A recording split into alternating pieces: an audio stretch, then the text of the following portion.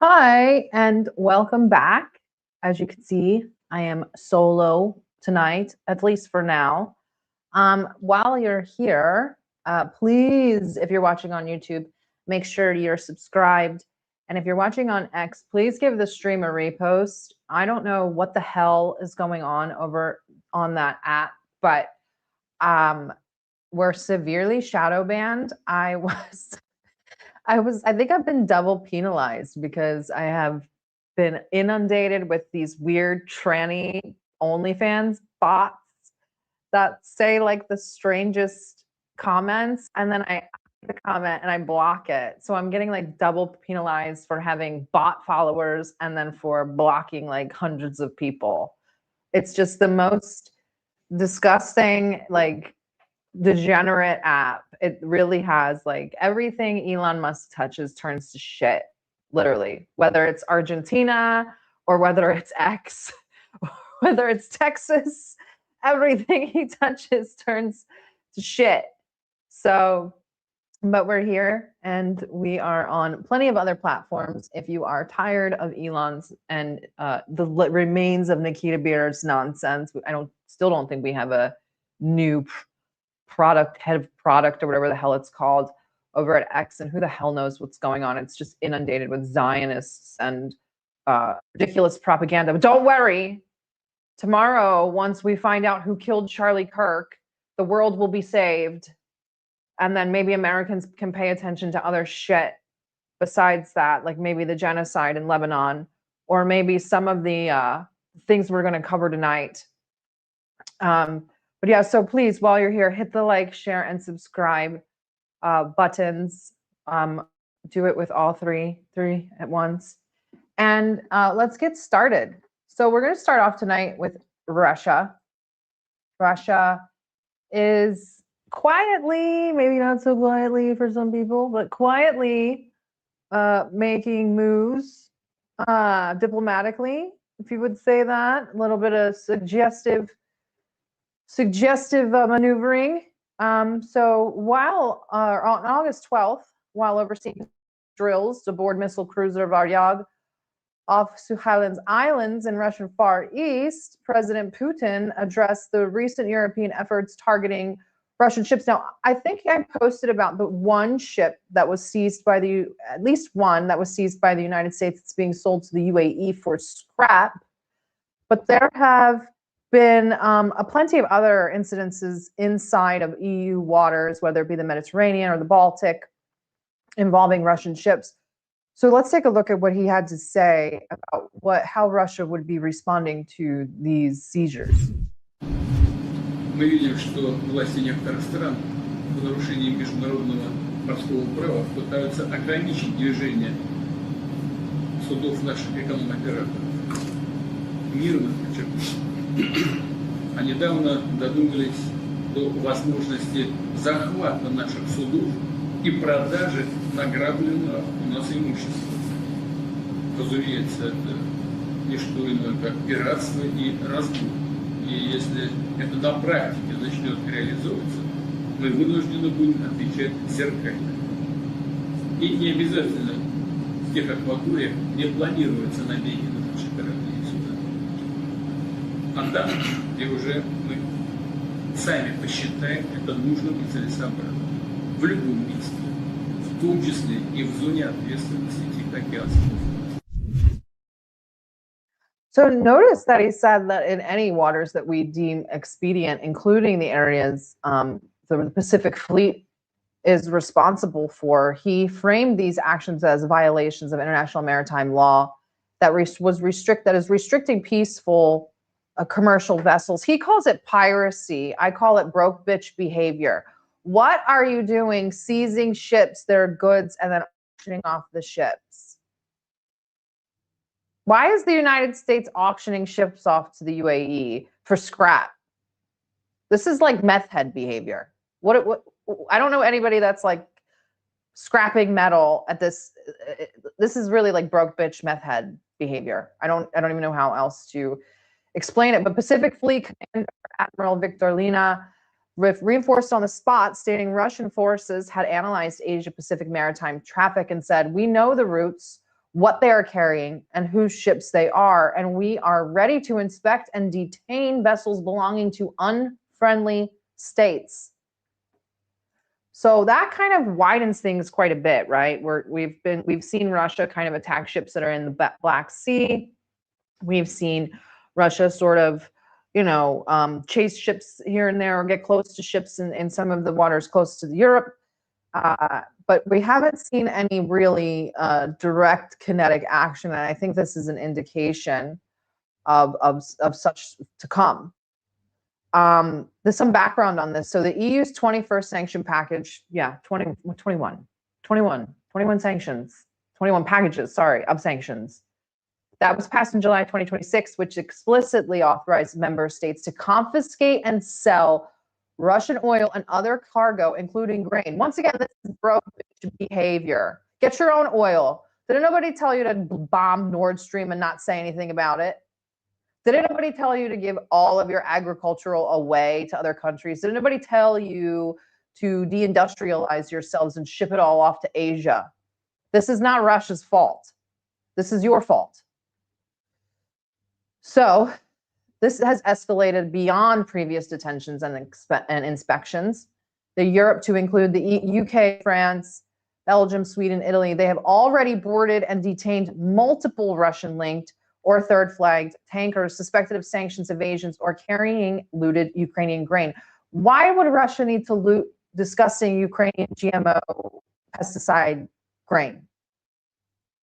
Again, are they stripping the copper? Probably weighing it out, stripping the copper. It's just the whole thing is it's so despicable and ghetto. This is ghetto. Putin's response deliberately mirrors the language of reciprocity and does not limit the theater to European waters. Like I said, he explicitly includes the Pacific Fleet's area of responsibility. This raises the risk of a tit-for-tat seizure of European flagged or Western-linked commercial shipping in other regions, which I say, do it. Do it now. Russia's foreign ministry separately accused the EU's IRINI mission in the Mediterranean of using inspections to intimidate carriers and hinder freedom of navigation. So Dmitry Medvedev, of course, he had to chime in. He says, this is a quote, Western European dogs are making a lot of noise about the so-called Russian shadow fleet. So let's figure out what this is all about. This refers to ordinary merchant ships that sail under non-Russian flags but carry out transportation in our interests. Such flags are usually called convenience flags or flags of convenience. This is a system where a ship is registered in a country different from the country of its owner in order to save on taxes and regulations. These countries include Panama, Liberia, the Marshall Islands, the Bahamas, Belize, Bermuda, the Cayman Islands, Cyprus, Malta, and the Seychelles. Of course, European countries have no right to detain such ships, either under the 1982 United Nations Convention of the Law of the Sea or under national legislation. This is pure arbitrariness. However, this leads to one important conclusion. The vast majority of Western European ships also sail under convenience flags. And what does that mean? It means that using a symmetrical approach, which is fair, Russia has the right to attack any merchant ship of enemy countries, whether it's in our waters or in neutral waters, if there is a sufficient suspicion that it is carrying cargo in the interests of the enemy. That is, any cargo. And there are many such ships. Our armed forces are capable of significantly expanding their operations beyond the Black Sea region. This is exactly what the commander of the Pacific Fleet reported to the Supreme Commander today.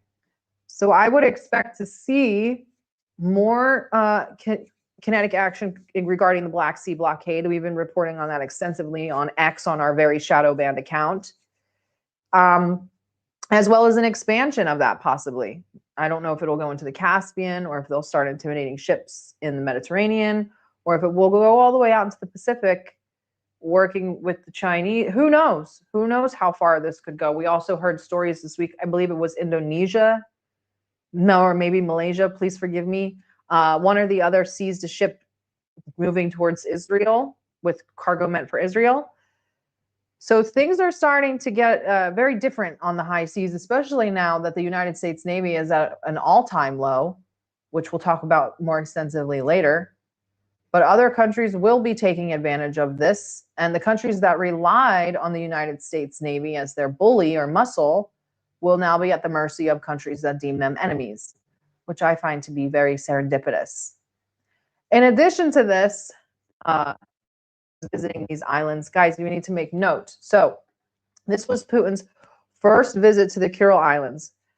This was on August 13th. It is a deliberate historic first for him as president. I believe he visited there earlier when he was prime minister, but never as president. It comes right after the Sakhalin naval drills where he issued the ship seizure threat. Say it 5 times fast.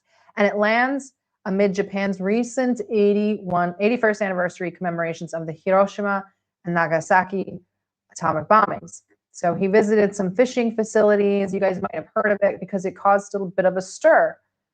So after he made this announcement that he would be utilizing Pacific Fleet, he visits islands that are in disputed territory. So if you guys don't know, these are obviously, they shouldn't be, but Japan still disputes these. But it doesn't matter because Japan has no military and no air defense. But we'll talk about that as well. So as soon as he visited the islands, Japan's prime minister, which we know as the Asian Margaret Thatcher, Sanae Takaichi, she called the visit absolutely unacceptable and said it hurts the feelings of the Japanese people.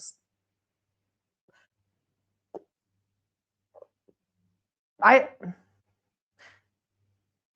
not, no comment. You know, never mind, no comment. I was going to say something really mean, but I won't.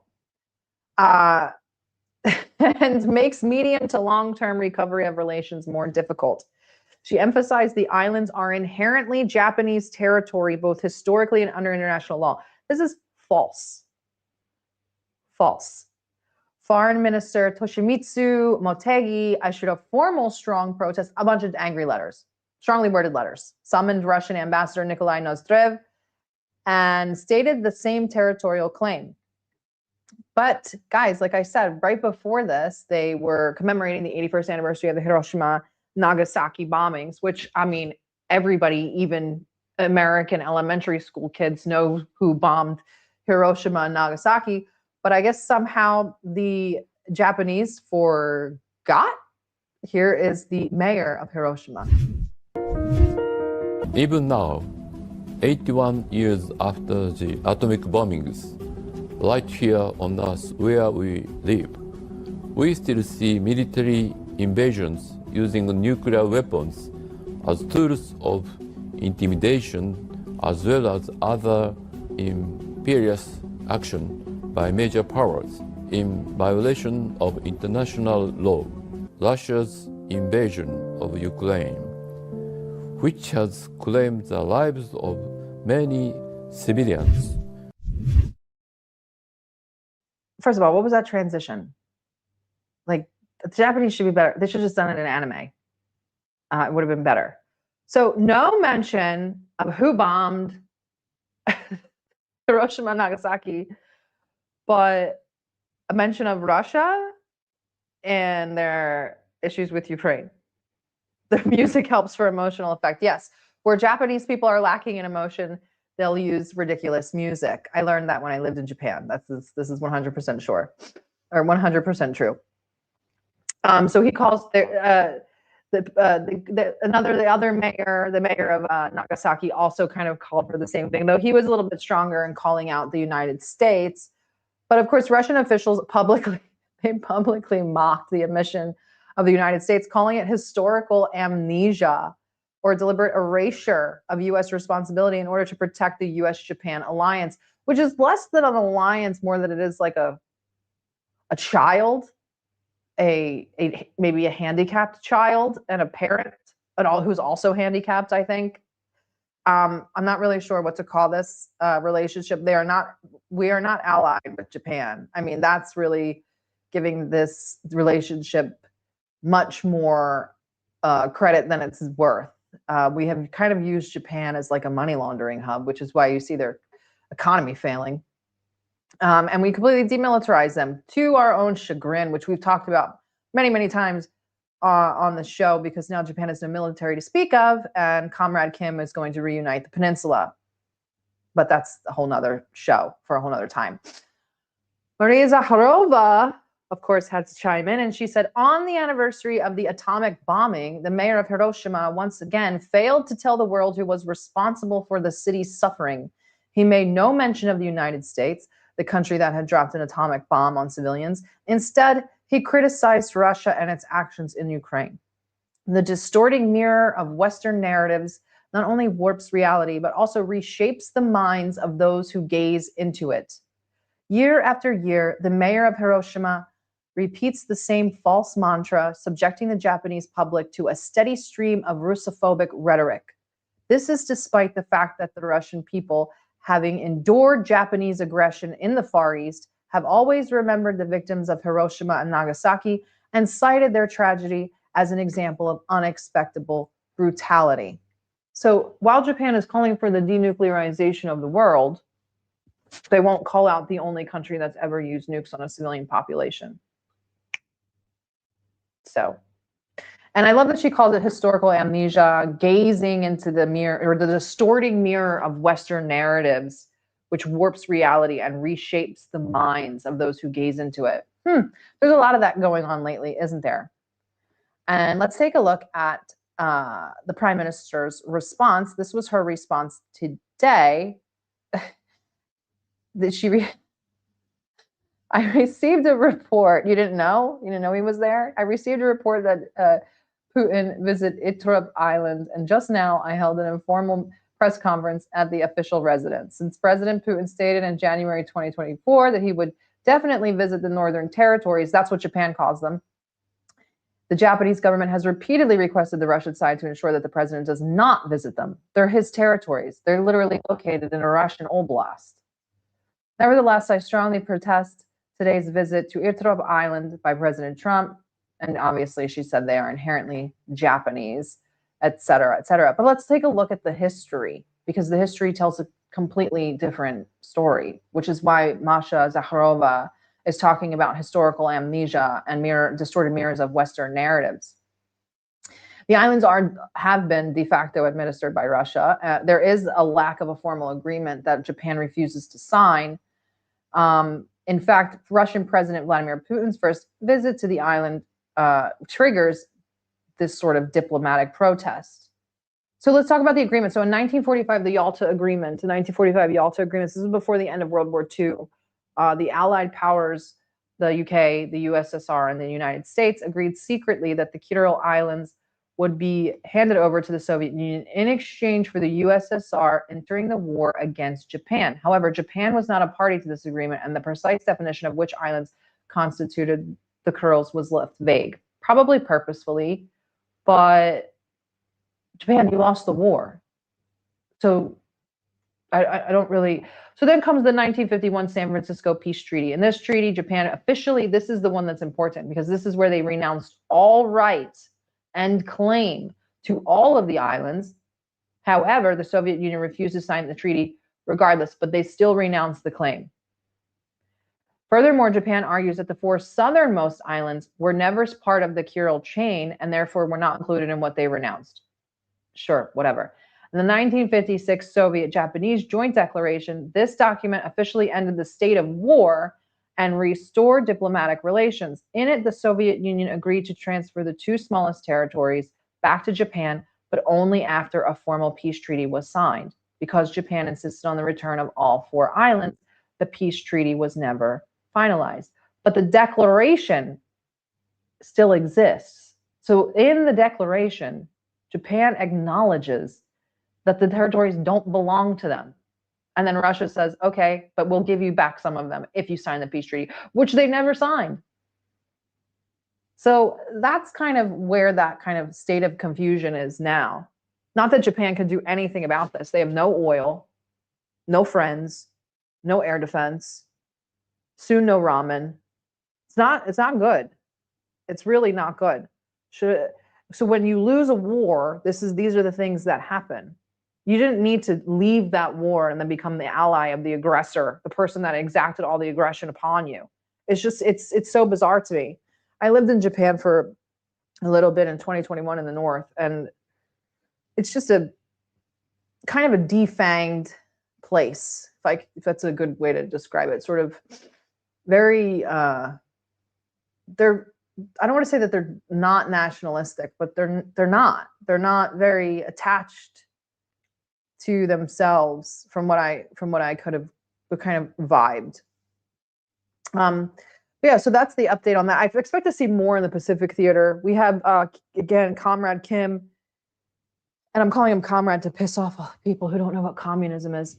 But Kim has said multiple times, and there's no better time than the present to reunify the peninsula.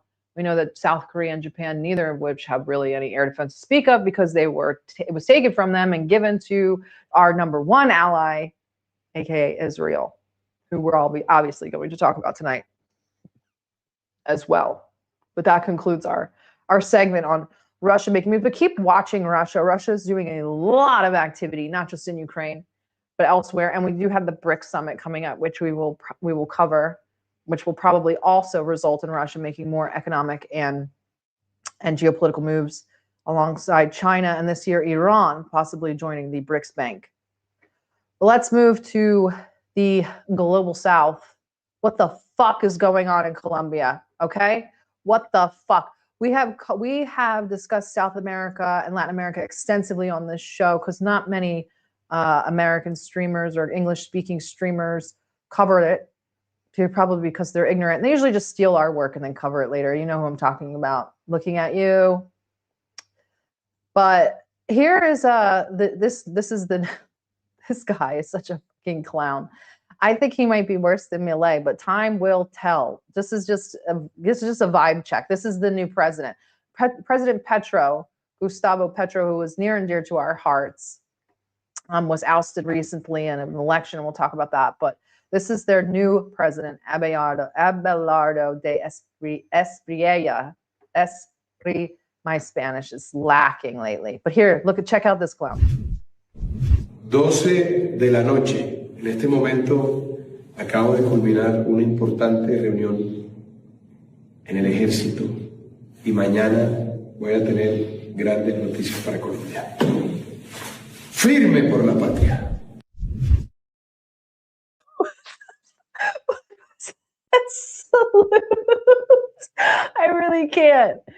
I really can't. So I'm just giving you an idea of like what we're sort of dealing with. He was inaugurated on the 7th of August in Cali City, the city of Cali. And you guys might remember from the recent videos of the earthquake, heavily hit by the earthquake. This was after his inauguration, obviously. But this is the first modern inauguration outside of Bogota, which is probably another statement in himself. He's a political outsider, a right-wing hardline conservative. You know what that means. Probably gay, closeted, and a very staunch Zionist. That's what this usually means. He's a lawyer and businessman, Trump endorsed, who won by a razor-thin margin over Gustavo. It wasn't Gustavo Petro. It was his party that lost. And I can't remember who was running from his party that he had endorsed. So my apologies for that. But here's a video of Gustavo Petro talking about the elections. Entonces estamos ante un fraude y ante un problema institucional indudablemente profundo, y es la posesión de un presidente ilegítimo, porque el que ganó se llama Iván Cepeda. Claro, esto arroja no solo la discusión judicial que tendrá que haber, etcétera, sino un problema político mayúsculo. Extranjeros hicieron con dinero extranjero el fraude electoral que impone un presidente que no ganó las elecciones. Adiós soberanía nacional. ¿Y para qué sirve una nación sin soberanía nacional? No es república, no es soberana.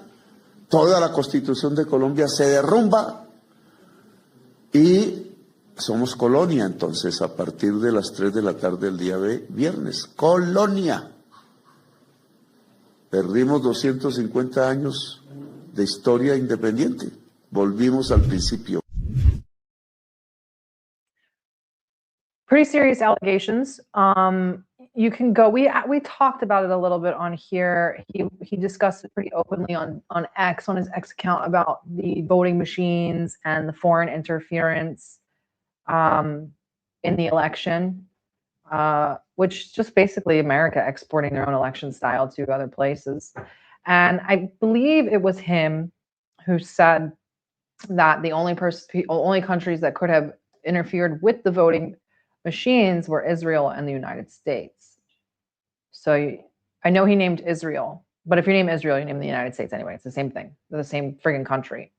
So he can be a little bit dramatic, I know. Gustavo Petro is a little bit dramatic, but an emotional, even more so than Maduro.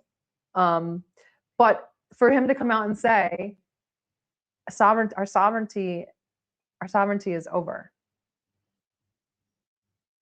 So our sovereignty has ended and our constitution has collapsed. And if you ever notice, these elections always have these like razor thin margins. I don't know if it's to give this sort of air of legitimacy, but they always seem to just razor thin margin, like the one in Peru recently. It was very close, Fujimori, which I think we covered on here. If not, I know I posted about it on the X account. But Keiko Fujimori recently won. This is after a United States coup that ousted Pedro Castillo in his wonderful hat. I believe he's still in prison. It's like an Imran Khan situation. But she also won. Don't ask me why somebody that was named Keiko Fujimori is running Peru, which is a very indigenous country. But her and her father have been involved in Israeli weapons trafficking for decades. So but they always do this sort of razor thin margin. This one was also very, very thin in the Colombian election. So getting back to this Estrella guy, he's 48. He was born in Bogota. He was raised in Monteria, Cordoba. He has a law degree, specializations in masters. His nickname is El Tigre. Like, can you get any gayer than that? This is so gay. Like, this is meow. But he never held elected office before, and all of a sudden he's the president of Colombia. Never held office before. Never held an elected office inside of Colombia. He's a millionaire via his law firm, which is it's his firm, De La Espriella Lawyers. Businesses, which his clothing, wine and rum, and restaurants, and he holds Colombian, Italian, and U.S. citizenships.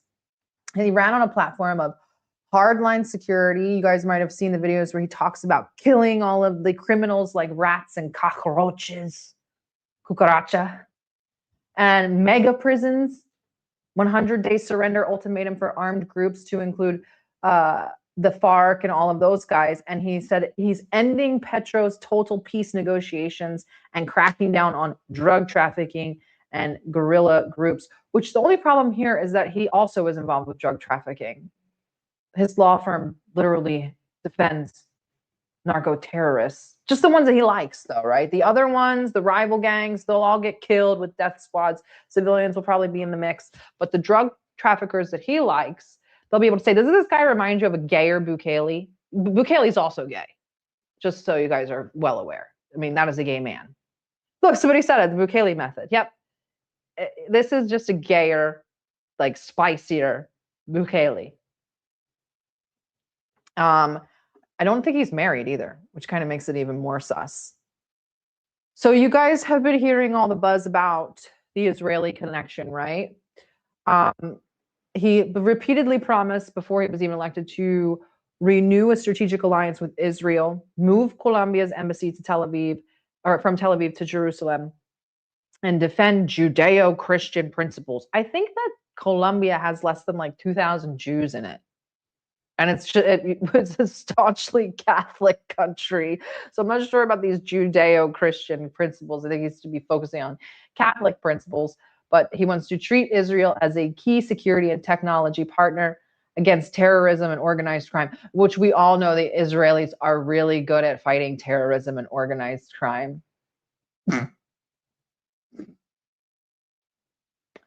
He met Israeli Foreign Minister Gideon Sa'ar multiple times, even a secret meeting in Buenos Aires in late 2025. And they held a congratulatory call after the runoff. So from July 2026 onward, Incoming Foreign Minister Omar Bula met Saar in Washington under the supervision of Big Brother, aka the United States. At that meeting, they agreed upon full restoration of diplomatic relations and exchange of ambassadors starting on August 7th. Mutual visa waiver. Visa waivers for Israelis is not a good idea. Relocating Colombia's embassy to Jerusalem. Resuming Colombia's coal exports to Israel. Guys, remember we've talked about the United States' efforts to get Israel off of Eastern oil and energy, right? And get them back onto Western oil and energy. The plan for one of the parts of the plan for Venezuela, if you notice, the bulk of the oil for Venezuela has been going towards Israel, whatever can be processed. And that's to get Israel off of sort of Turkish energy, Azeri energy, and stuff like that. And so this is to kind of get them out of here. This is more a continuation of the Isaac Accords, which we covered very thoroughly when they first started to be talked about. I reposted the episode recently on the X account, but it's on YouTube. Just search for it's the one with the Millet on the cover. And we also did, guys, I want you to go back and watch this one because I don't think this one got enough play. But we did a whole episode on Honduras Gate. And this is all kind of that, it's all kind of connecting together into making this one network, right? We have Oboa in Ecuador. He is the son of a drug trafficker. We have Delcy in Venezuela, who is just a hot mess of a person, completely spooked out. We have Bukele, who is the gay Palestinian traitor, who is letting them do whatever they want in his country. We have Costa Rica just recently had an election where they elected a new very Zionist president. And of course, Honduras, which Honduras was a big scandal.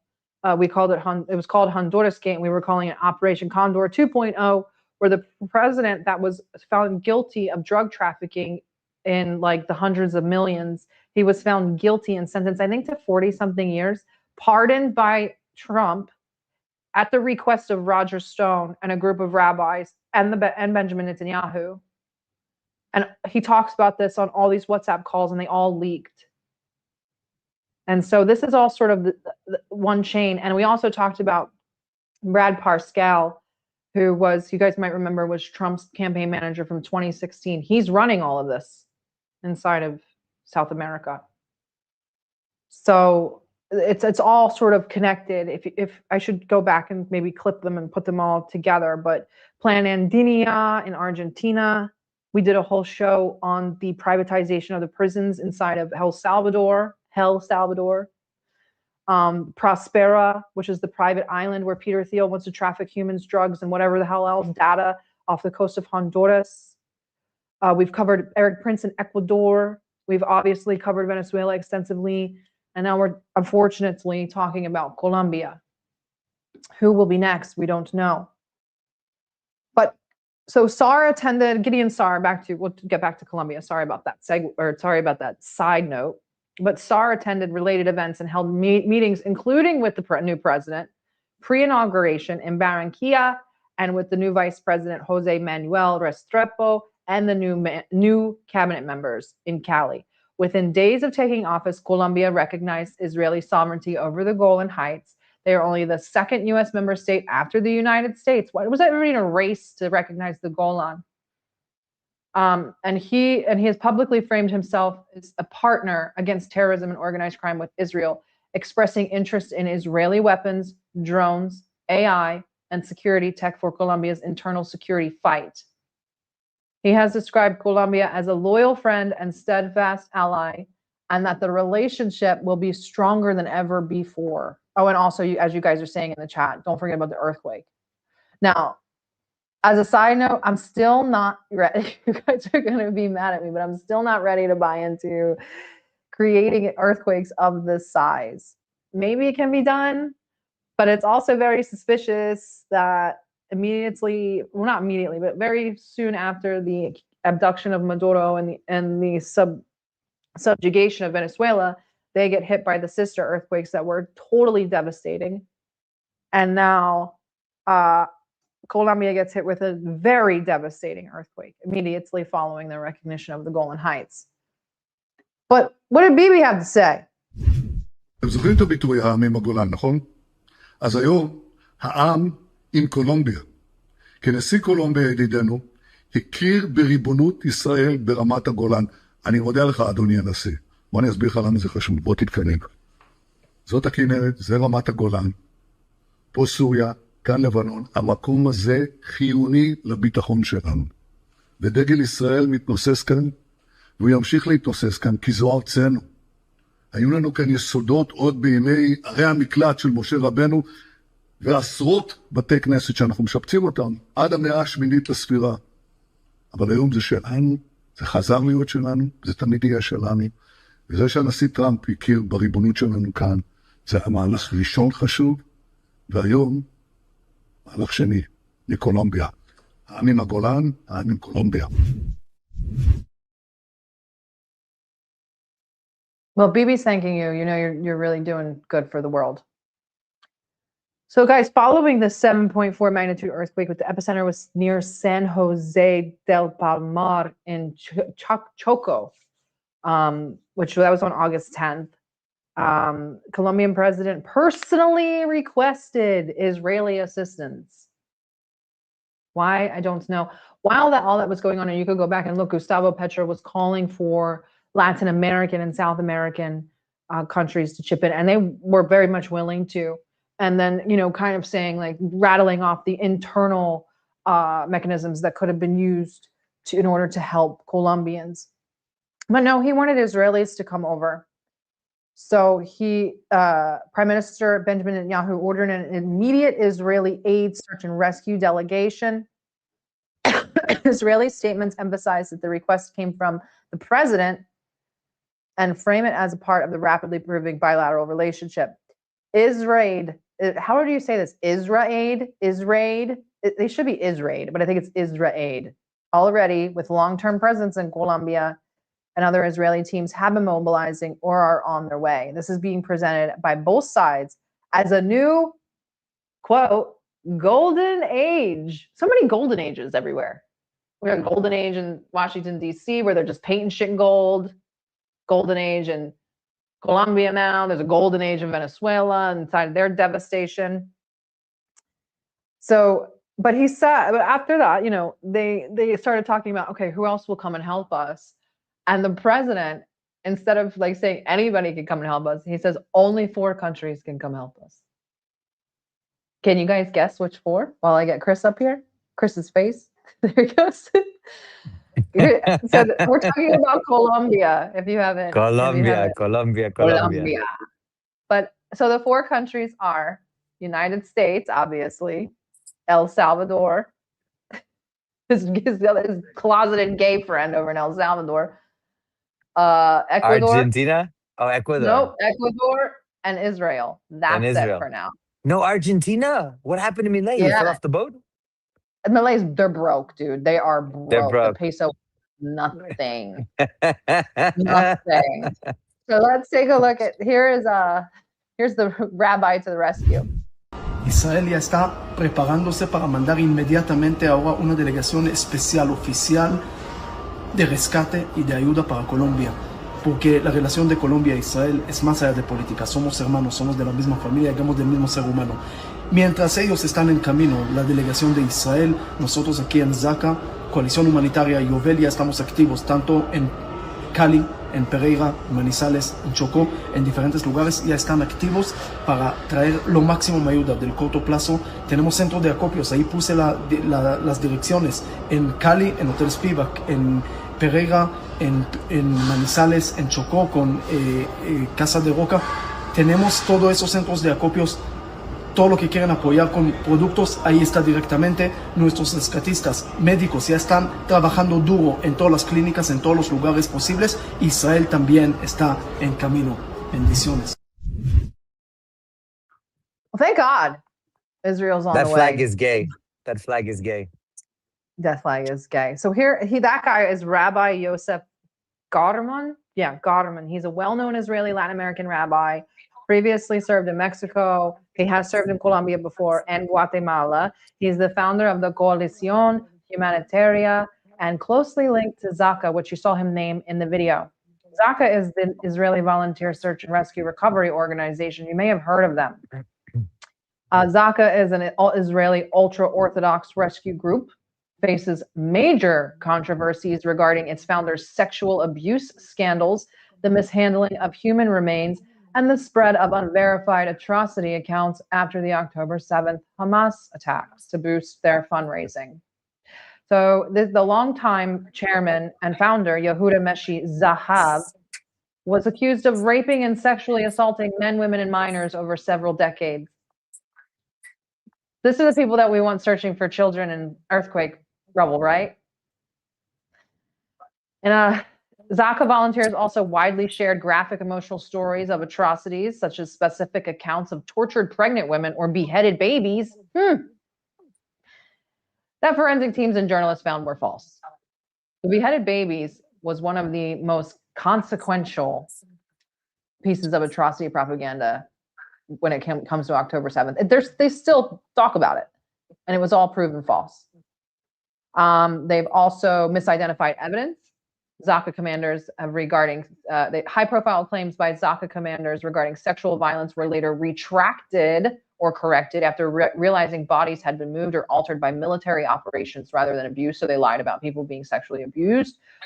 They've also been accused of sidelining official military procedures, mixing up human remains, improperly bagging bodies, interfering with professional forensic recovery, et cetera, et cetera. Why are these people working in devastated areas?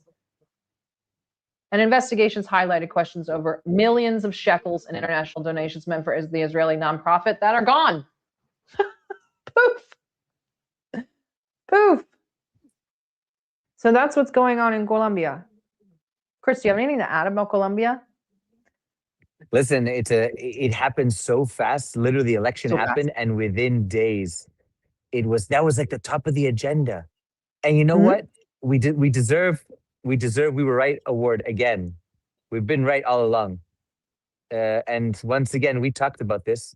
We talked about the Abraham Accords becoming the Isaac Accords and all this stuff, and like the fact that South America, Central America, the Caribbean are in they're in the bullseye. They're in the target of the Zionist regime, and that's what they're doing. And the Israelis, you saw the map now. You've seen the transition, the map as they grow. I mean, it's only Brazil and the three little small countries at the top. You know, Suriname, Equatorial, all the ones up there. It's it's crazy. And Brazil's not that far behind. Brazil, guys, look it up. Brazil has a third temple already built there. No, of course. And listen, we have to, you know what? We have to do an episode again. We have to delve deeper. Evangelical Christianity is merely a Trojan horse. Oh, 100%. It's Judaism. That's what it is. It literally is Judaism. And in Brazil, they're actually Pentecostal evangelicals, which brings a whole Pentecostals, charismatics, like all these types. I'm telling you, they blow shofar. They keep kosher. Yeah, they blow shofar. You know, I'm telling you, this is the Trojan. This is why, for example, people were asking me when we were in Iran. They were like, "Oh, are the Christians allowed to?" I said, "Yes, Orthodox and Catholic. Everybody after that is not considered Christian for the Iranian government." No, you know, like after 1054, there's no Christians after. That's it, finished. Alas. Alas. Even Vatican II, get rid of it, throw it in the bin, right? Throw it in the bin. That's it. Give me some Latin. Speaking of Iran, we're gonna go hop on over. Well, not really Iran. We're gonna hop over to our clown country. Here we go. The USA has total control over the Strait of Hormuz. Well, I'm sure he says it Hormuz.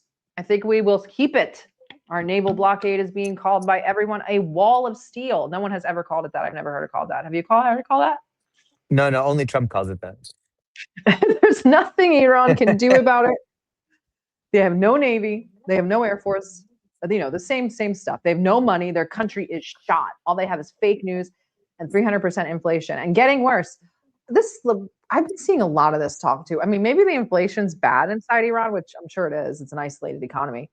But it's so self-contained and self-sufficient. I don't know that it matters. Does it matter? I mean, people were talking about people on X, this Jeeted app. I hate that friggin' app. But they were talking about the food shortage in Iran. I'm like, what? What food shortage? We were there. The fruit shortage. Chris ate everything inside. The guy gave me like a bucket of berries. I was eating buckets of berries. I still have like 6 kilos of nuts. Do you remember the buckets of fried chicken? The buckets of fried chicken. Yes. We loved that fried chicken. I miss that fried chicken. Did. That was good. We had a good time. We had a good time there. That's all I have to say. Have a good time. The food was insane. Insane. So, but yeah, yeah, I don't know if the inflation's bad, but there's definitely an abundance of food, and you don't see anybody starving because they all take care of one another. So so anyway, that's silly. But the reason why I bring this up is because we have this big scandal going on, right? After the Trump post, Mossad Rezai says, the Strait of Hormuz will not be opened unless the United States changes its behavior and accepts Iran's conditions. The United States must end all wars in the region, including Lebanon and Gaza. Release Iran's frozen assets and implement other conditions that we have communicated to mediators. This is down. We are bringing Gaza to the peace plan or the MOU, whatever you want to call it. This comes after Bibi's rejection of Trump's peace plan. I talked to Uncle Haz the other night about it on the Tuesday night stream. But this is done with the permission of Hamas and the new leadership, that now Gaza will be included in these ultimatums. But Cocaine Pete. Well, you remember? Do you remember? Well, before you go on, do you remember that some people in our circles were condemning Iran for not including Gaza and basically accusing Iran of giving up the Palestinian cause? Well, I've kind of learned with Iran that like they're going to honor agreements, especially at the wishes of the people involved.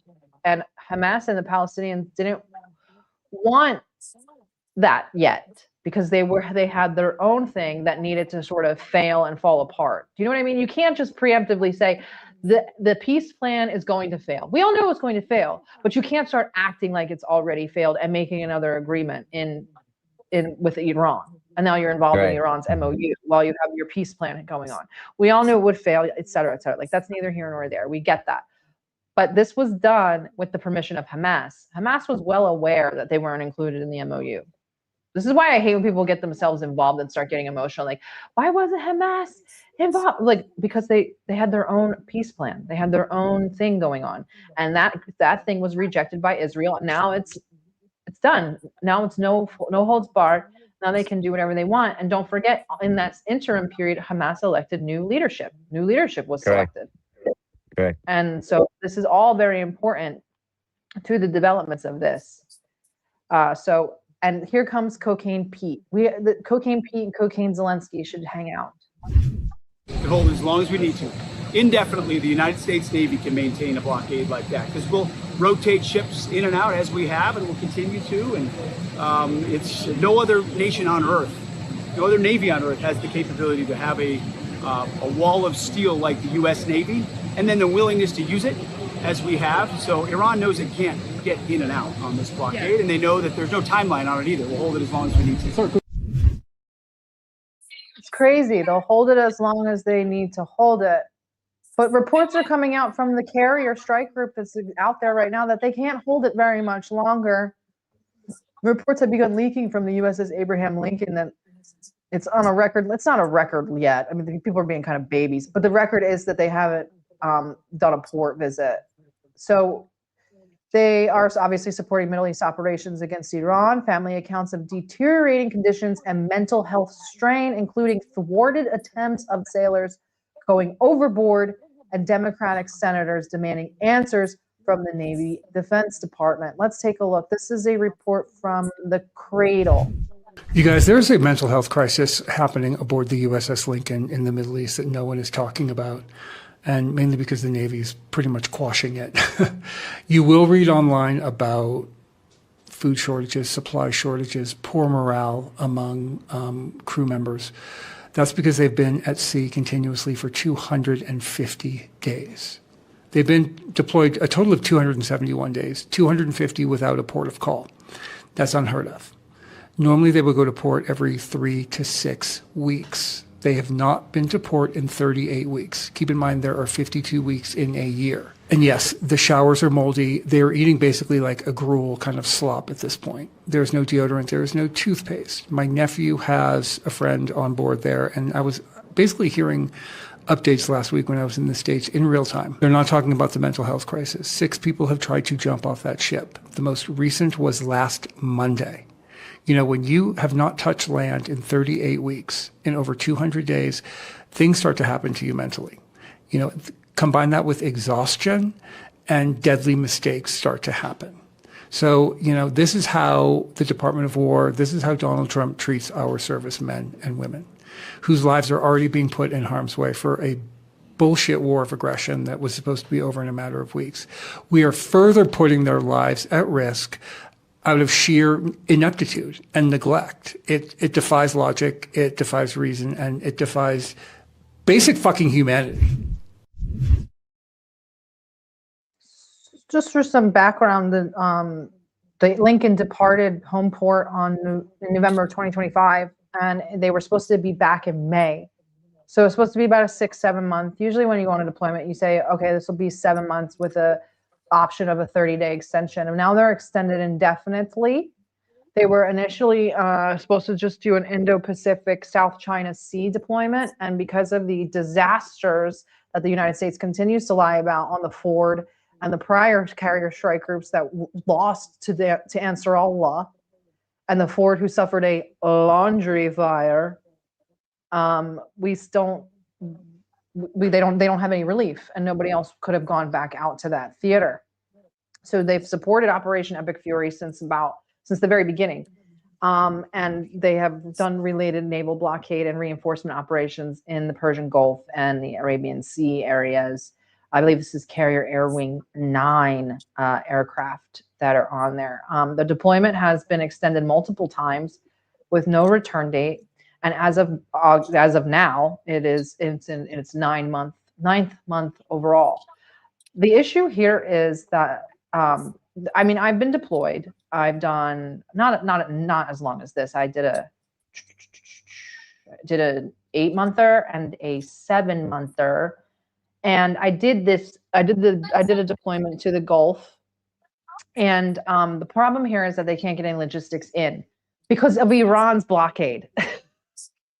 Because of they can't get any logistics to the ship, number one. Number two, when you are out in the Persian Gulf, even when you're at high operation speeds, you still have your port visits to Dubai and Bahrain. You kind of ping pong back and forth between Dubai, Bahrain, but Dubai, Bahrain, they're both really easy ports for a carrier to pull in, good relations with the Navy. This tells you that those are no longer viable. It's not safe to pull into those ports anymore. So what is this wall of steel? No, we have control of the strait. We have control of the strait. Forget about the wall of steel. So forget about it. Forget about it. And let's hear from the desert Jews. They've also said that they are the strongest force in the region. Oh my God! Which set of desert Jews, or just them collectively? The UAE. The UAE. Remember now? We're hearing all their propaganda these days too. They're saying, "Oh their yeah, propaganda is wild." It's so unhinged. They're out of control. Here's a message from them. This is from a sailor to his wife, I believe. Yeah, families are just as frustrated as the people on the boat. The deployment is the worst one, and I pray no other boat goes through the same. Even people that have been deployed 100 times claim this one to be the worst and believe it can get worse than this. The Navy does not care. The mission always comes first. I was talking to some random dude at the smoke pit, and he is saying it's an experiment the government is doing to see how far they can push sailors' limits of being out to sea with the worst experience. I don't know anymore. I know my family needs me, and the Navy is not being fair right now, taking me far longer than expected. Worst part, my expectations were already at an all-time low, but as per usual, the Navy beat those two by going lower than hell. So here's that. Deployments suck in general, and I'm not gonna say that I don't have any pity on these guys, because that 250 days, no port, no deodorant, things are getting really ripe around there. And I think that there was actually another incident today of of a sailor trying to Yikes. jump off, and they were stopped by someone that was on watch on the flight deck. So yeah, and guys, I also, I mean, it's not uncommon that people jump off ships. I had 2 jump off mine. One jumped off. Why would you jump? He jumped off right near Somalia, which I don't know why you would jump there. Maybe he thought maybe pirates would pick him up, but we didn't find him. And then another one jumped off right around the Gulf of Oman, and I believe she was found. But people do jump. It's not unheard of. I mean, a lot of people suffer mental health crises, but to have 6, that's a lot. I mean, I've done some things I'm not proud of on the boat. I once stole 5 gallons worth of ice cream with no plan. So I understand like when your mental health's starting to go, but this is actually really serious. Go ahead. You know, I saw that when reading that message from the family member, I thought of this. There's a new documentary coming out about the Taliban, and it's made by them. And they interview one of the senior leaders, and the guy is a Canadian journalist, and he asks, "Do you ever, regret killing the Canadian soldiers?" And he was like, "Well, I mean, first of all, why were the Canadian? What were they doing in Afghanistan? What were they doing in our country? Like they came here. I didn't go to them." And then the Canadian journalist asked again. He said, "No, I'm sorry. I regret that they didn't consider the ramifications and they didn't, consider why they got into that place to begin with." Exactly. I mean, I try to have empathy for those sailors, but at the same time, I mean, I only get do out. because I don't want Everybody get out. I know. I just don't want to be a hypocrite because I was one of those dumb sailors that just, you don't join the Navy thinking I'm going to be stuck on a ship in 145-degree weather for 6 months with no deodorant. You just think like, oh, I got to get my health care. So like, no, of course, I agree with you. What I'm saying is that yes, they need to be removed from the region. Period. Listen, I'm just saying that we have an obligation now to like spread the truth and be like, look, don't join. Don't join. Yeah, Just move abroad. Don't Go to China. Go to China. Free education. So because this has created it's only been about 24, 36 hours since these stories broke. It's caused a shitstorm. A shitstorm. I believe it. Of course, the Navy is denying it. They say they have not identified an increase in reported suicidal ideation or attempts based on available command information, which you wouldn't have that anyway. But okay. They emphasize continuous access to clean water, functional AC. This is a lie because when I was on the ship, we didn't have any issues with logistics and our water was the color of Mountain Dew. Yeah. I showed you that, didn't I? They say they have functional AC, healthy meal options. Okay, that doesn't exist on the ship regardless if you have logistics or not. You are not getting healthy meal options. Healthy meal? What do they look like? Whole Foods? Dude, Trader Joe's? The freaking meat is like a greenish gray, almost like the color of camo. I mean, it kind of makes you feel like at home, but yeah, like it's not good regardless. It's bad all around, no matter what. And to know, like he's saying that they're eating do you just lose your mind?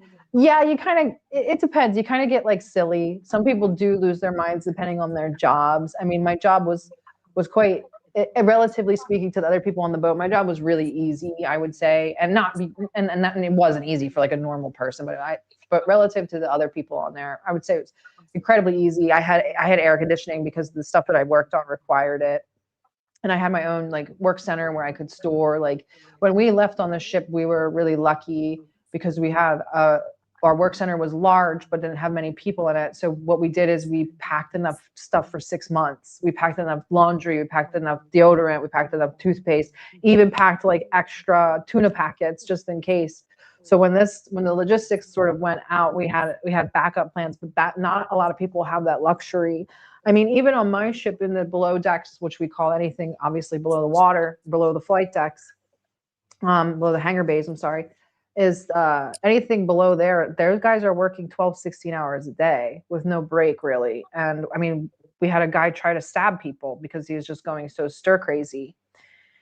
So, and I wasn't on a very difficult deployment. We did have a period of time where we didn't have any port visits. And what they do for sailors when you don't have a port visit is it's called a steel picnic. And they let you drink like 2 beers They give you like hot dogs and like hamburgers and try to have like a fake cookout to try to make you feel like you're not gonna die on a ship for being out to sea so long. But yeah, but if you don't have logistics, you can't have the steel picnics. So these guys aren't getting any mail. They're not getting any food. They're not getting any toiletries. They're not getting anything. So, but again, yeah, this has caused such a shitstorm. There's been a congressional response. Let me see I think I have a video of Pete Hegseth responding to this. Let's see. Completely misrepresented. Listen, we make sure at every ship, every crew, every captain has everything we can provide them at every single moment. Some deployments are longer than others, and I have more respect and gratitude for those sailors than anybody. What they do in those high seas and those austere conditions with less port calls, it's incredible. I mean, Americans don't understand what it's like to do that. So as someone who's not been on a ship like that, but been on long deployments, I feel it. I want them home as soon as everybody else do. I want folks rotated as quickly as possible. I want the best for them. My commanders know that. Our service secretaries know that. The president expects that. And so to that crew and to all those crews, we're going to do everything we can for you. And we are so grateful for their dedication of that crew and others. They've held the line for the country, and they've done a fantastic job. This dude was just doing blow at a base named after a pedophile. Are we supposed to take these people seriously? No. The thoughts and prayers No, are how the same can you? thing as respect and gratitude. It's the same thing as thoughts and prayers. Thoughts and prayers. Write them a friggin' letter, Pete. Send them some peanut butter or something. So Hallmark. Senator Richard Blumenthal has sent a letter to the Secretary of War and Acting Navy Secretary Hung Cao, which if you guys don't know anything about Hung Cao, he's another maniac, some Vietnamese nutcase. He's demanding details within roughly 2 weeks on why the deployment's been extended so many times, why he wasn't informed of it being authorized. Nobody even knows what's going on out there. They literally don't know. Nobody knows. Nobody knows why they're being extended. Nobody knows who's authorizing the extensions. Nobody knows why they have no logistics. It's literally like we send them out there and then we kind of forgot about them. Like, it'll work itself out. They'll figure it out. Somebody in the chat said that the UAE should be giving them buffets, or the Gulf states should be bringing buffets to the ship. They should, but I don't think they have logistics either. Senator Ruben Gallego and others have called for a bipartisan Senate oversight visit and highlighted reports of moldy showers, rationed items, broken facilities, and long shifts. Families have already met with Navy leaders in San Diego in person and virtually, and pressed for a return timeline and better support. Now, the interesting thing about this is that news came out today, I think we posted on the Telegram channel, is that they're going to use the USS Washington to relieve them. The USS Washington, as far as I know, is for the forward carrier deployed to Japan. That carrier is not supposed to move out of that theater. It's the forward deployed carrier to Japan. So if the forward deployed carrier out of Japan goes to the Persian Gulf area, that is bad juju for the U.S. Navy. That means that there's nothing left. Is there any carrier left in the Pacific? We only have 11 total. The Ford is out of commission. Yeah. The other one that was out there with the Ford and the Lincoln, was that the Vincent or one of those guys? It's Vincent or the Stennis has gone back. The Nimitz is like just a shit show. The Eisenhower is another shit show. Like, there's really just not a lot of options. But to take from the Washington is a permanently forward deployed carrier in Japan. It does not leave Japan. It doesn't leave the South China Sea AOR, area of responsibility. So that means that Japan, maybe that's why Putin's visiting the islands. Japan has no air defense, no carrier, no nothing. Oh my God, what a mess. And they just keep telling us how great everything is. We got this. We're called the Wall of Steel. Listen, SMO 2.0, let's go. SMO 2.0. Reunify the peninsula. That's it. So that's where we're at. We gotta wait. They say that they're preparing the Roosevelt or possibly the Washington to relieve it. This is not a good sign, but no firm timeline. It takes a ship a while to get to become forward deployed to a place where it can relieve the other carrier. So they're already looking at least a month if the ship took off today. So they're screwed either way. Okay, that's enough about the wall of steel, whatever the hell it's called. Let's talk about Caroline Leavitt the White House. She leaveth, she cometh and she leaveth. Caroline Leavitt is leaving the White House. Trump confirmed yesterday that his press secretary will step down at the end of August, officially to spend more time with her family, but she'll apparently remain as an outside advisor. Under normal circumstances, I wouldn't really think much about that explanation, but the bitch already has one kid. You served the whole time while you had one kid. What all of a sudden you got another one, you got to go home? But what happened this week, right? Trump hides in a catering cart, right? And we don't have real confirmation that she was on the flight. So guys, just so you know, obviously most people do know already, is that Trump had brought the new Qatari plane, the gift that it's actually a gift to us, by the way. That's our plane. The Qataris told us that they were giving it to us, but whatever. I digress. Trump brought the new plane over to Turkey for the NATO summit, and then intelligence came in that there could possibly be an Iranian assassination attempt against Trump. And so he pretends to get on the plane, sneaks off the plane on a catering cart, goes on another plane, and then lets the reporters / some of the administration / I think some soldiers were also on the plane, and kind of painted it as like a cool joyride. Go check out the new plane. And meanwhile, there was a target on them, according to intelligence. So Israeli intelligence.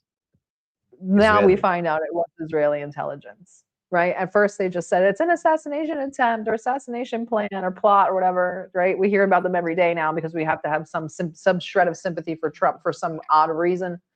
But really it was Israeli intelligence, and now the CIA is saying that, yeah, we don't think that intelligence was accurate. But regardless, he put her, this is a new mom. Now, I very much dislike Caroline. I think I might like her.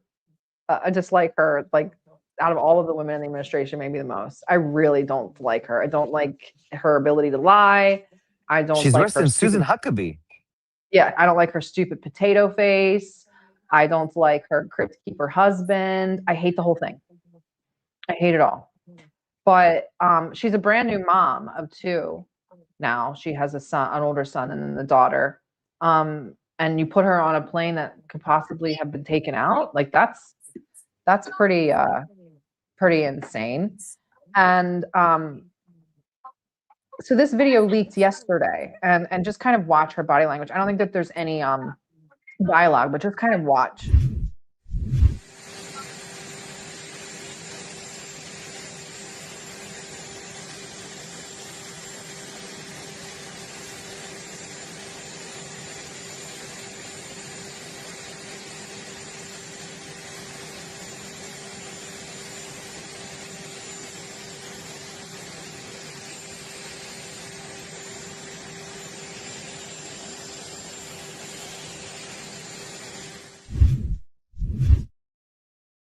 a few hours following this, she announces her resignation.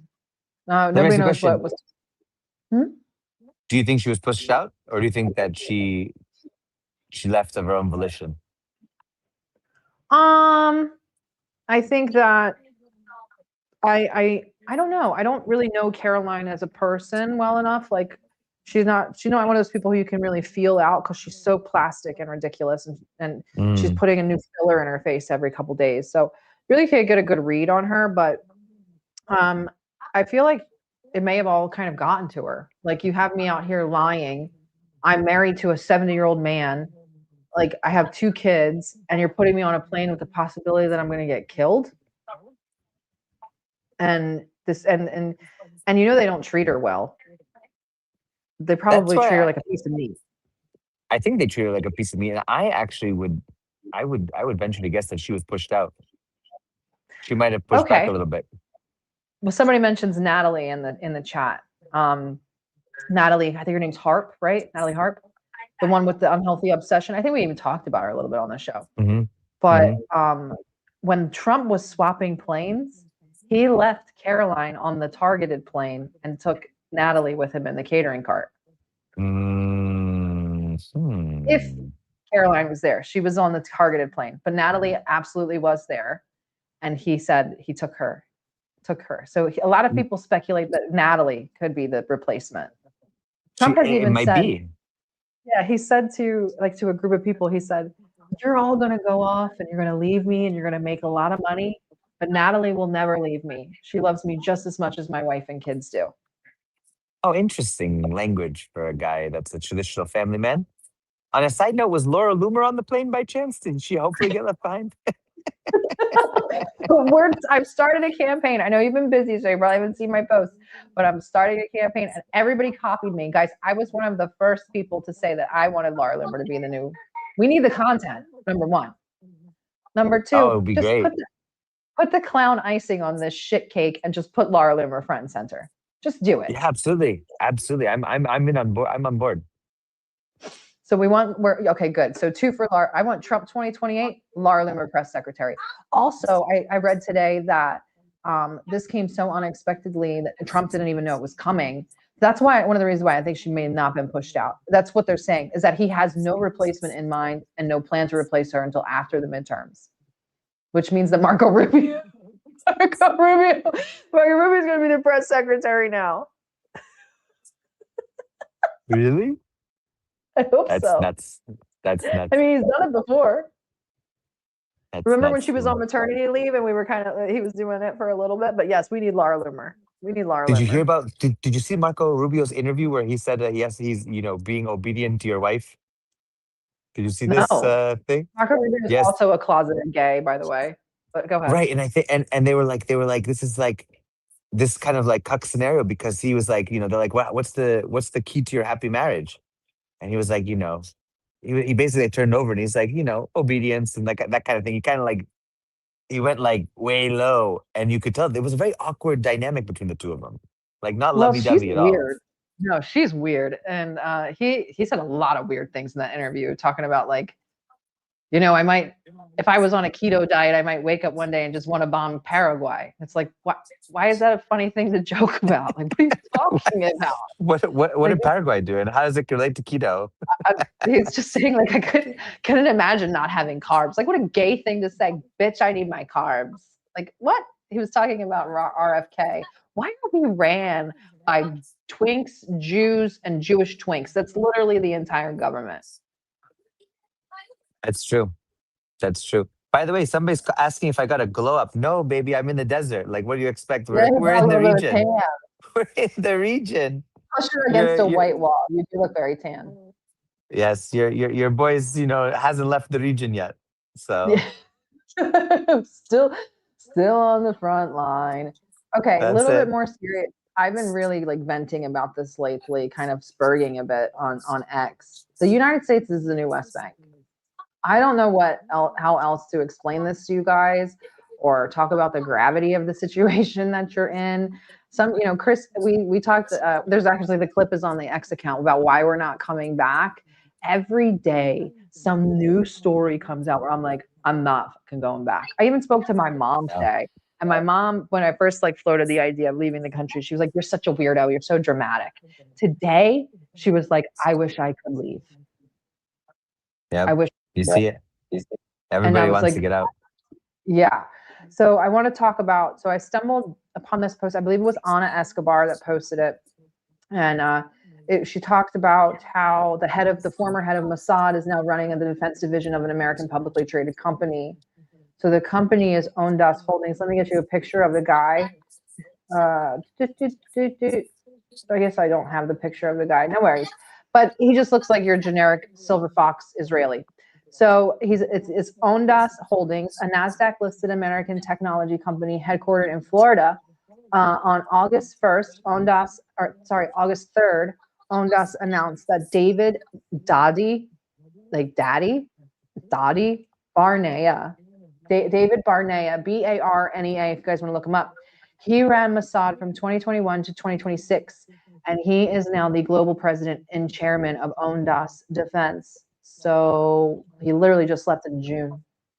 So he supervised all of these operations, the genocide, the incursions into Lebanon, the assassinations in Iran, the protests in Iran, all of this, and just left recently in June.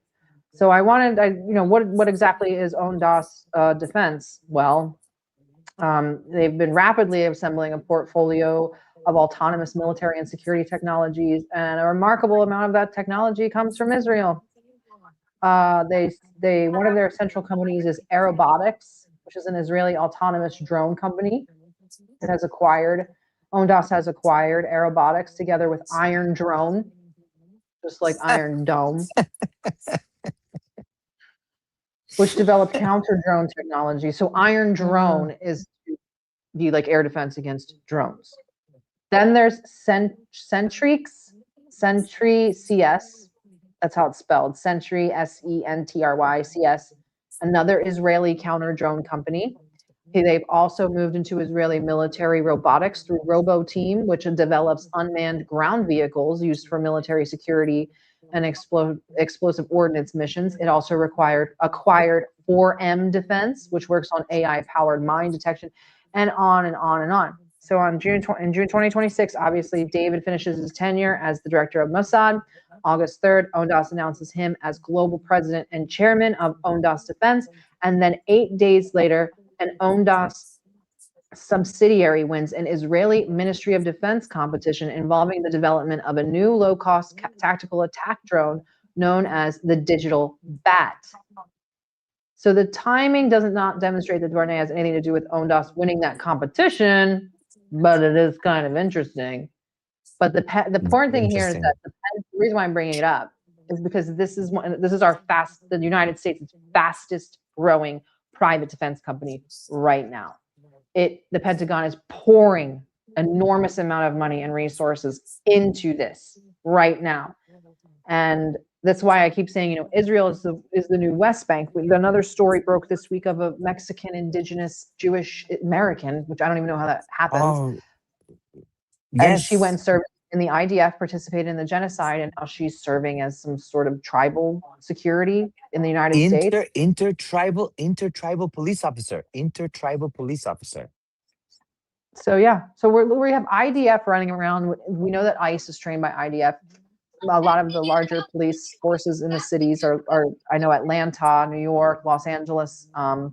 They all receive training from the IDF. IDF soldiers are coming back from genocide with God knows what kind of mental health. You already have to be a mental fucking basket case to go do that in the first place. And then who knows what the hell kind of mental problems they come back with. And they're going right into our police forces. And now Mossad is running the American defense industry. So it's fucking wacko. Exactly. We have to ask ourselves, like, where does the Israeli national security establishment end and the American military-industrial complex begin? They don't. They're just one and the same now. I don't think that there's a line anymore. And none of it's secret. No, none of it's secret. They're not hiding it anymore. They're doing it very much openly. And then this brings me to our sort of last segment, which is this alarming rate of flock cameras. That was the thing I mentioned to my mom today, and I was like, what the hell is going on with these cameras? And my mom is a very introverted kind of homebody person. She doesn't go out a lot. She doesn't really concern herself with this kind of stuff. My mom would be the type of person to be like, well, if you're not doing anything wrong, then they shouldn't bother. That would be the type of person. My mom is even like, I don't know. Like, it's very troubling. I don't feel comfortable. But these flock cameras are getting insane. So this is another facet of this, is United States becoming the new West Bank. So we know that, I think they started in 2024. They had maybe a couple thousand of them.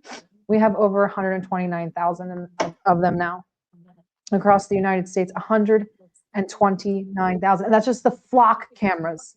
That doesn't include the de-flock cameras or the other private source cameras. This is just flock.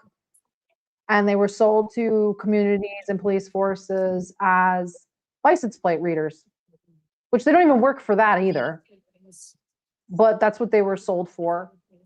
So they were basically sold on the premise like, oh, we'll do speeding, we'll cut down on crime. But that's not the problem. The problem is that, you know, they kind of tell you this under the guise that like, oh, it's just it's just your local police force. No, there's tons of people that have access to this data. So recent reporting found that out-of-state agencies have searched flock records more than 1.6 million times. And they don't know who these out-of-state, this is in California, they don't know who they are. It could be anybody from Arizona to Israel. Easy. And they all have access to these records. And so now we're not looking at who owns the camera. That used to be the first thing, right? Well, it's only owned by this person. It's owned by the Seattle Police Department. No, now we have to ask ourselves, who has access to the data that the camera feeds, and where's it going? Because other cameras have been caught feeding data to Israel directly. That's why I just want to emphasize, I want to do a public service announcement. Don't use Alexa. Don't use any of that stuff. Don't use any AI assistant or thing that you can speak to or thing that recognize, or like those Ring cameras and everything like that. All that stuff gives free data to the Americans and the Israelis. That's 100% known. Literally. And even Flock will defend itself by saying, oh, we don't work directly with Palantir. No, bitch, you work directly with ICE, who works with Palantir, and they aggregate the data together anyway. So Palantir has direct access to your Flock data regardless, because it's all just one big network. We don't need Flock to work directly with Palantir, because they have all these bridges connected to them anyway. And like Palantir can't get access to the data. Give me a fucking break. Correct. Everybody's just got to be careful. Everybody just got to be careful. I want to show you some map. You know? This is why I keep saying New West Bank. Here's where the New York City flock cameras are. This is flock and deflock. So this, I believe this map comes from, like, there's apps now where people can see where the cameras are located, and then they can kind of corroborate where they are and stuff like that. So this includes all cameras. Look at where they aren't. That's Central Park if you look on the very right side of the square, that's Central Park. But that neighborhood is the Upper West Side. Who lives on the Upper West Side?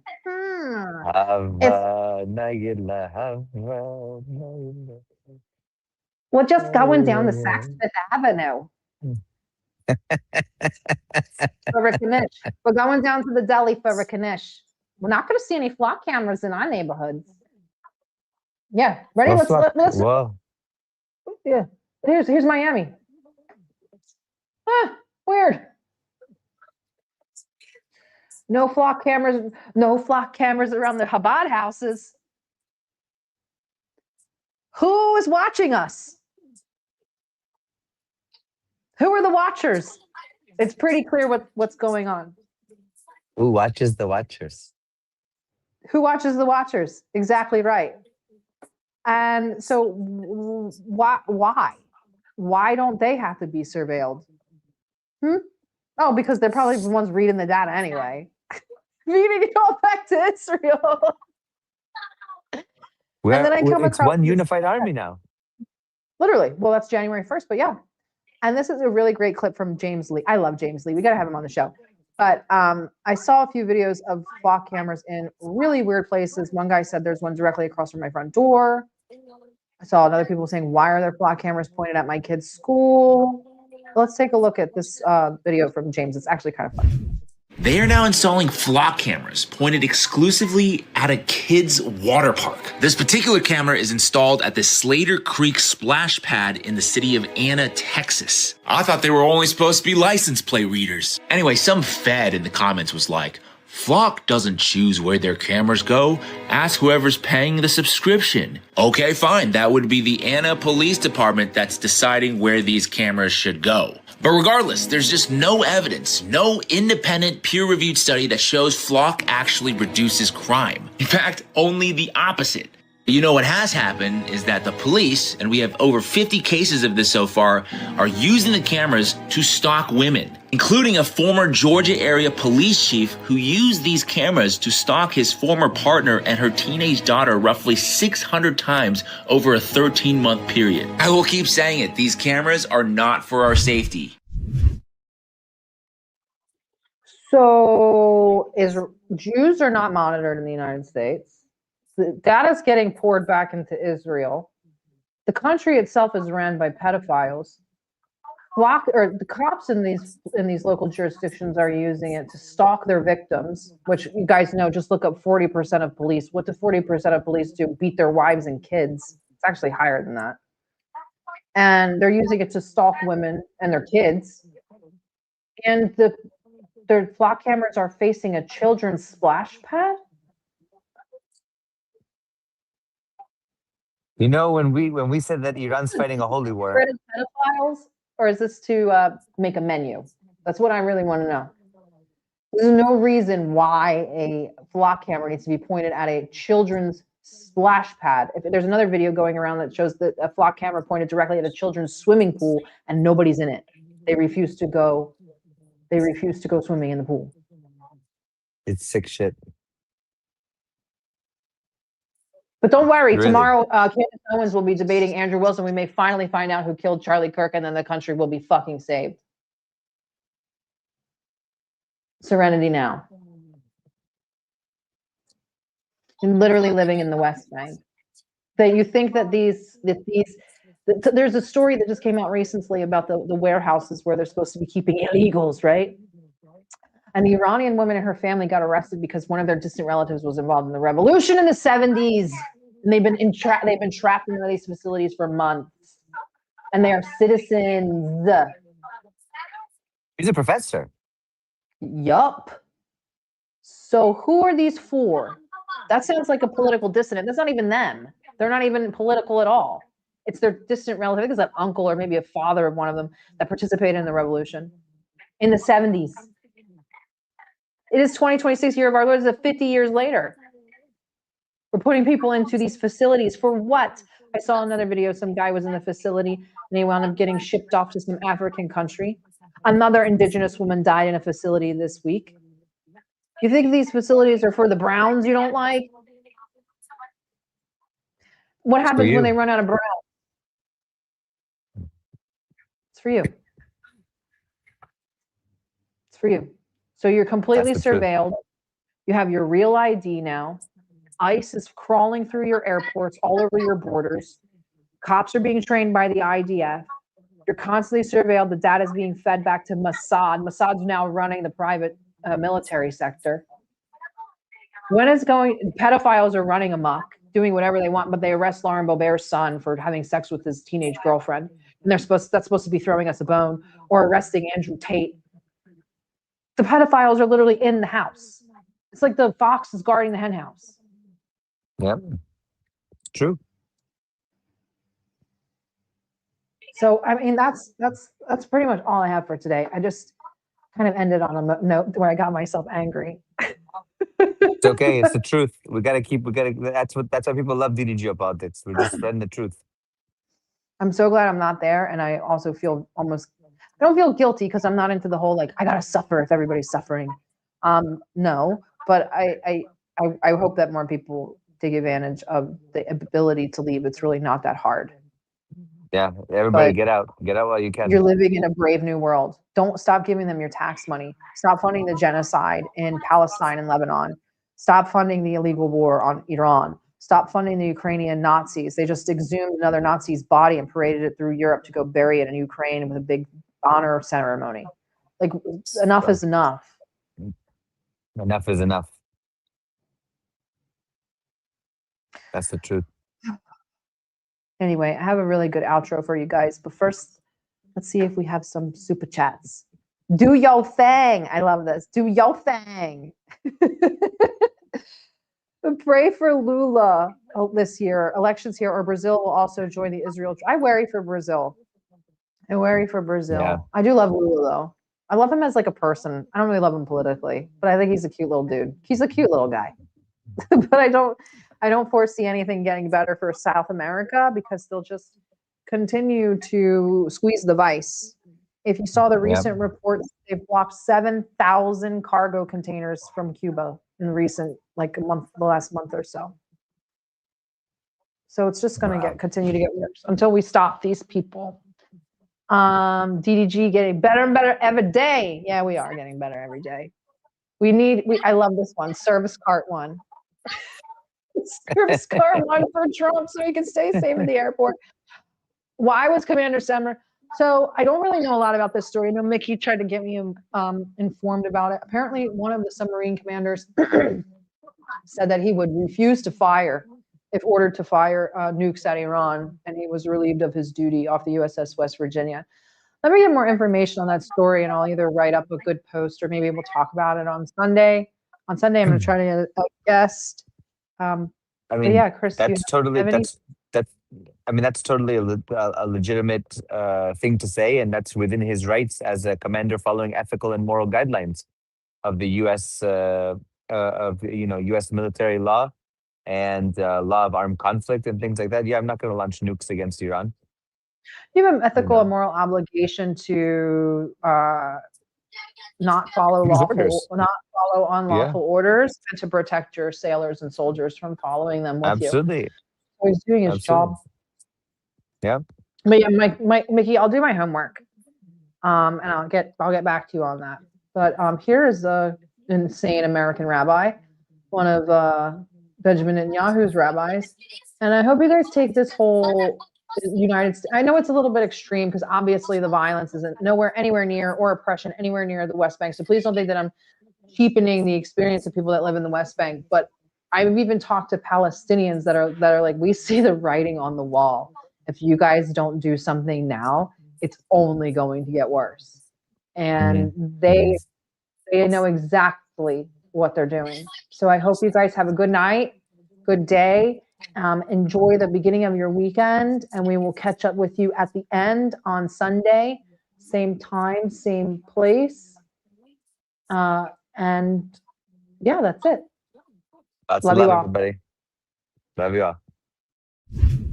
Because the most powerful nations in the world have to go down to their knees. That's what happened to Egypt. That's what's going to happen to America. That's what's going to happen to Germany. That's what's going to happen to France. That's what's going to happen to London. England's going to happen to Poland. That's what's going to happen to Russia. That's what's going to happen to China. That's what's going to happen to North Korea.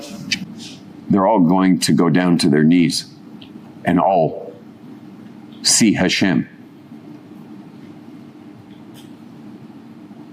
As long as they keep helping us, they'll get a bracha. And they're not going to go down on their knees. They're going to get a little more time. You guys want more time? I don't want more time. So you understand, when I hear they're friends with us, they're just perpetuating more of this status quo. They're all going to go down. They're all going to go down to their knees, and especially the Western ones.